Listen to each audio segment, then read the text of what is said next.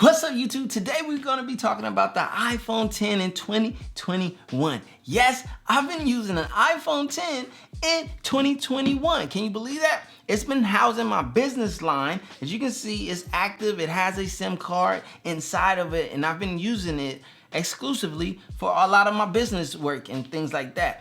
The reason why I'm doing this is because I want to speak to the fact and the experience of people and the idea that you can hold on to an iPhone for 4+ years and what that experience is like. So this thing is right around the corner from being 4 years old, and we're gonna get into it. The first thing we're gonna talk about are some of the cons of using a device or an iPhone that's 4 years old compared to today's market, and then we're gonna get into the pros and what the experience overall has been for me. Spoiler alert, there isn't much cons, but let's talk about the first one. This thing is 4 years old, which means that its support time and longevity is coming towards the end of its lifespan. But you are able to use iPhones for 5 years plus. But at some point, Apple will cut off all security updates and software updates, and this will become a dated product. And we're getting closer to that timeline. But as of right now, this thing is still supported. I have the latest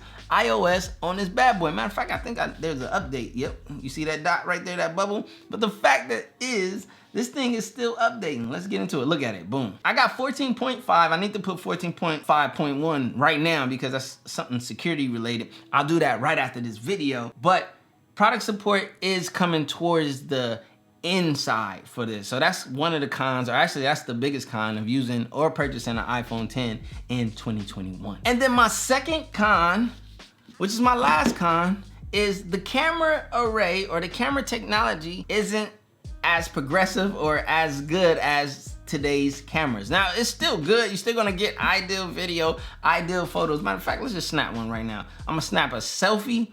I'm gonna snap a front, rear facing photo and everything. Hold on, let's get it. Selfie gang. Boom. All right, let's do a rear facing one. Hopefully I'm in the shot. Boom. Let me look at that real quick. Make sure it was a decent framing. Okay, boom. And then let's do a quick video. So I just want to show you. I'm gonna do a video on front camera, video on rear camera. Let's get it. What is up, y'all? You guys are watching the video right now live, me using the front facing video on the iPhone 10. What you think? Let's get some lighting, so we'll switch it up, you know what I mean? All right, let's flip to the rear facing camera. All right, switch it to the rear. Turn that on. What's up, you guys? This is the iPhone 10 camera video quality from the rear cameras in 2021. What you think? You like? All right, so I'll put those up on the screen as I'm making them so you guys can see the video and photo quality out of this iPhone 10. The cameras have come a long way in the smartphone industry just as a whole, and they have progressed tremendously. But like I said, it's enough for the typical user. Now let's get into the pros, and also let's just talk about my overall experience with this iPhone 10 in 2021. It's crazy, right? Now, the first thing that I wanna point out and just show you, hold on, let me get my Face ID popping, is, as you can see, the Face ID isn't as fast as the newer generation Face IDs, but it's still a convenient use. But this thing is still snappy and smooth as day one. Now, it's not as fast. Let's be real. This is the A11 versus what's current right now, which is the A14. The A chip gets better and better and faster year after year. But still, for what this is, the A11, and then me using it when I need to use it, like, I'm not feeling like I'm just like years behind because it still operates in a smooth fashion. It still does what I need to do. Things still look great. Oh, here we go with this. I just got that. So look, for those of you who don't know, Instagram and the privacy little debacle with Facebook and all this stuff, look at them, man. Here we go. They are wilding with the privacy things.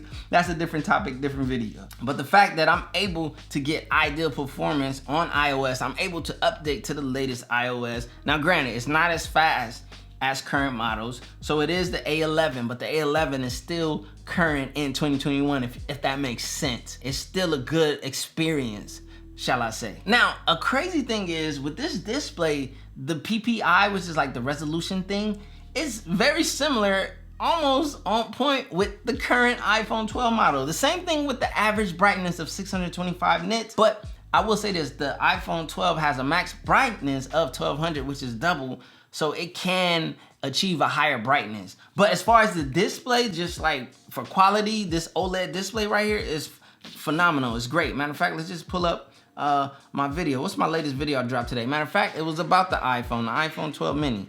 Turn down that volume, boom. Are we getting high quality right here? Oh, we at 720. Ooh, okay. Wait, advanced. Let me go to 1080. Boom. So I can watch 1080 footage, crispy as ever. Boom, and it looks great still. So hold on, let me turn down the brightness on this screen so you guys can see it. The brightness is too high. Boom. So okay, after adjusting the brightness, as you guys can see, this is usable video quality, video viewing experience in 2021, 100% hands down. That's kind of been like the gist of this thing. Is it's still current. It's not as current, but it's still current in 2021. Another thing is, which is kind of hard to tell because I got it in this super Spigen protective slim, ultra thin, whatever armor this is, but the design is still current. Like if you line up this design, as you can see, look, it's perfect timing on screen. You see all of the designs of the iPhones. Matter of fact, let me grab them. So design-wise, let's be honest, not much has changed on the iPhone. It's still a very similar design. Matter of fact, let's get it out this case real quick, y'all. So in this iPhone family that you guys are seeing right now, the iPhone 10 still fits in. Let me get these cases off of here. Boom.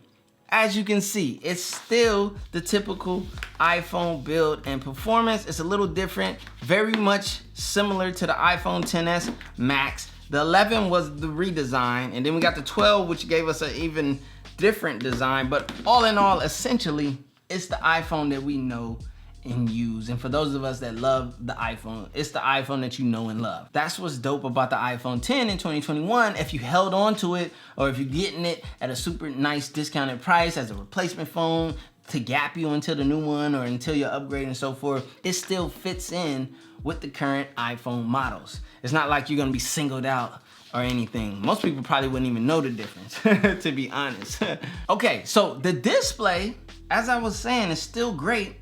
It's still good enough. Now you can tell with me having it side by side to the iPhone 12 that the iPhone 12 is just winning in brightness and clarity. Obviously it's a little bit newer, but at the end of the day, let's just be real. If you were to be super logical and you looked at these two phones and devices, the separation is like slim to none. 100% in display, look, and performance and things like that. As I said, the iPhone 12 is obviously a lot brighter, but I mean, just look, it still looks good. It still performs extremely well. It still has a great OLED performance. In essence, the whole point of this video and what I wanted to explore and see is, can you buy an iPhone? Can you keep it for up to 4 to 5 years? And can you still have a great or a typical iOS experience? I think a big thing that we don't realize with iPhones is not as much hardware as it is software. The fact that no matter what iPhone I'm using, I'm still using the same iOS. From the iPhone SE, from the iPhone 10, 10s Max, 12, 11 Pro, whatever, I'm using the same iOS.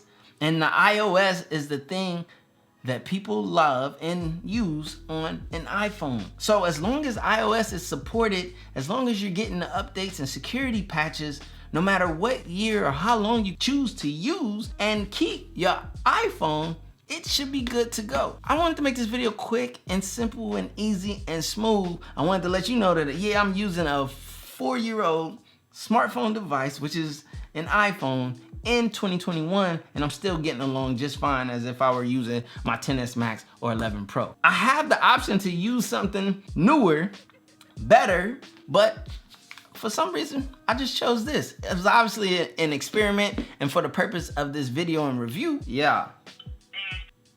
And that right there is the Apple ecosystem. I was able to take a phone call real quick on my Apple Watch. So for those of you who subscribe to the Apple ecosystem, for those of you who understand the value and longevity of your iPhones, you understand this video and why it was made. And for those of you who are out there and possibly shopping an older iPhone, or if that's what fits in your budget, I think as long as the phone is in good condition and was taken well care of, you can make a purchase with confidence. Just know where you're landing on that, support tier. Like, for how many years or how many more years will you have support and security patches? But outside of that, my name is CJ. This is CJ Unplugged. Hit the like button if you like the video. Smash that subscribe button and come join the family. And more tech videos on the way. I'm flooding them right now. That's on me, ayy. Any day could have been dead. High school price on my head. Paranoid lying in my bed. Pray to God they don't turn my shirt cherry. I was lost, didn't know me. Introduced myself to codeine. 6 months was a dope fiend. Philly didn't even know things. There was a low me. Swear to God it would've owed me. Everything you ever told me. Everything you ever showed me. I forgot it. Caused me drama.